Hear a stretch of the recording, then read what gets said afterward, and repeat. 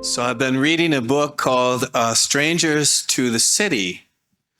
It's written by a Benedictine monk. For many reasons, I was drawn to this. My home parish, St. Mary's in Stillwater, for all of my upbringing, was staffed by priests from the monastery in St. John's. And so I feel like I was nurtured by some of the wisdom of St. Benedict. Now you might say, what does a monk removed from the hustle and bustle have to teach us? And as I read this book, I'm kind of astounded, You're really kind of hit with the wisdom that has stood the test of the centuries and not something that's just like a passing fad. So I read this little quote I want to share with you because when I read it a few days ago, I haven't been able to get it out of my mind. And here's what he says. What is the dominant mode of experience at the time we live in today? How do people see things? How do they expect to see things? He says the answer is simple. In every field, from business to politics to marketing to education, the dominant mode has become entertainment. In other centuries, people wanted to be saved or improved or freed or educated. But in the time we live, we want to be entertained. And this is the punchline. You tell me if this corresponds to your own experience. He says the greatest fear today is not disease or death, but a boredom. Because when we've lost the thread of meaning, we can't bear space where we'll be bored. Where's it all going? I don't know. Is there any purpose? I don't know. I haven't thought about it. Now, into this place, the very first day of our church's new year, we are being given this simple message that I want to summarize as this. Wake up, walk in the light, and be prepared. Wake up, walk in the light, and be prepared. The wake up comes from St. Paul's letter that we heard to the Romans.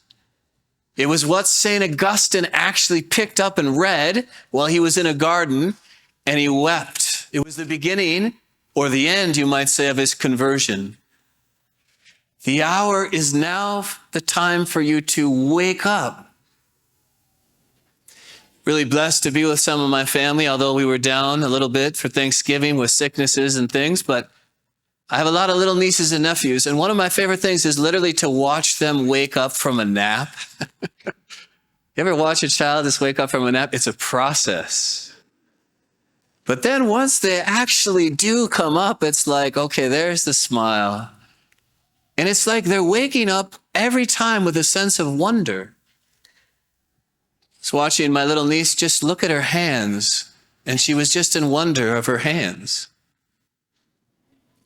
I know from experience accompanying you now in my 5th year that there are many people in our parish who feel like they're having this experience of waking up as if for the first time. I'm thinking of a 47-year-old woman I was with this last week who said, what was I doing the rest of my Catholic life? It's like I'm finally starting to feel things, to become aware of the interior life, to be perceptive to how the Spirit interacts with us. I'm awake, I'm alive. Now, with that entertainment thing in mind, well, what's the opposite? I want to share this story. I'm going to take a risk because I know this is an ecumenical parish.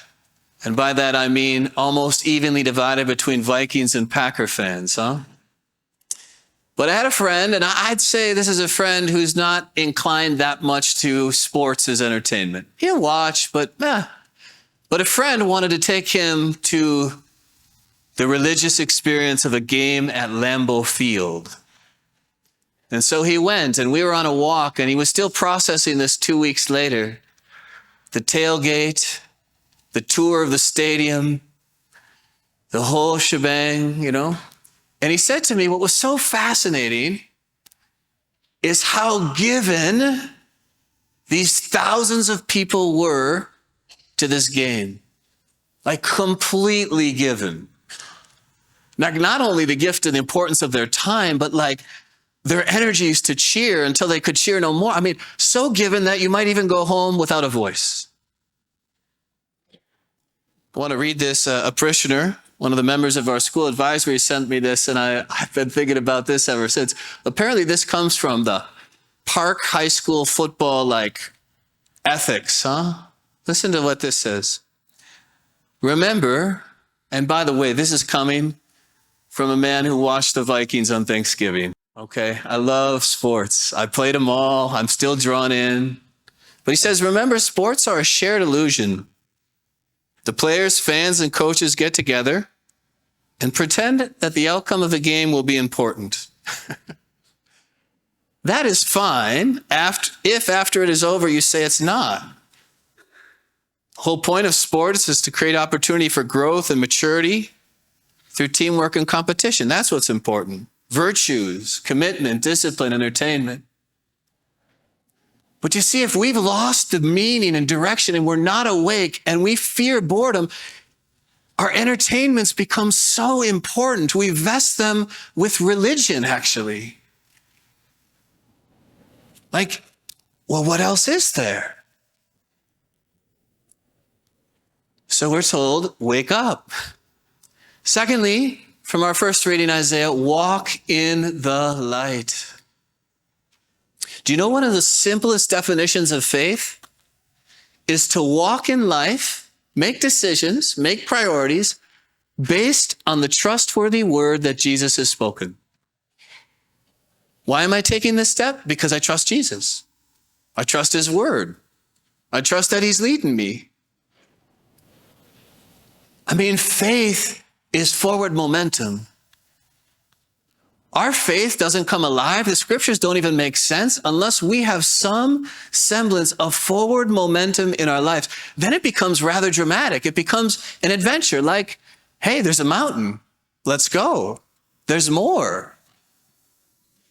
We all know the story, though, of the tortoise and the hare. And this is why I want to emphasize walk.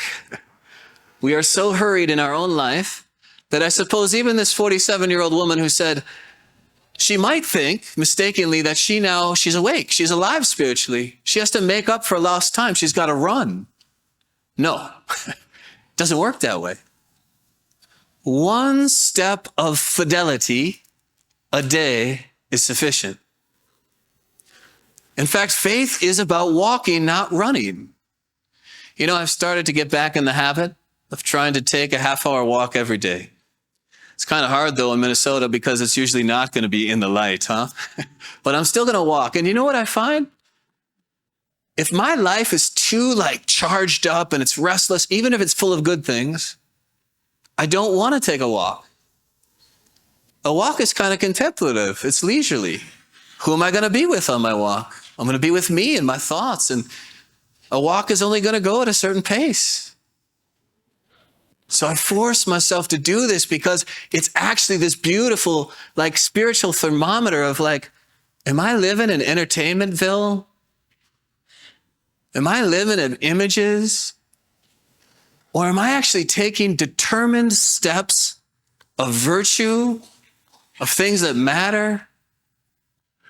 Could there be anything more sad than reaching a point in your life where you say, have all my steps added up to anything? Have I gotten anywhere? Or is it just trying to get through? Am I merely trying to survive? Am I going in circles? So we're told, wake up, walk, take steps in the light because you trust him. He's good. He's got a plan. Life is about a destination, huh? Enjoy the journey, but we really do have to go somewhere. And then third and finally, we're told, be prepared. I mean, that is the Advent season message. We're going to hear John the Baptist. We're going to hear our Blessed Mother. Be prepared. And isn't it interesting that the I mean, this is Jesus, by the way. This isn't me. Just to put a little edge to be prepared, he reminds us of Noah and the flood. Isn't that a little jarring? Can't you say, Jesus, can't you just get us to be prepared a little more gently?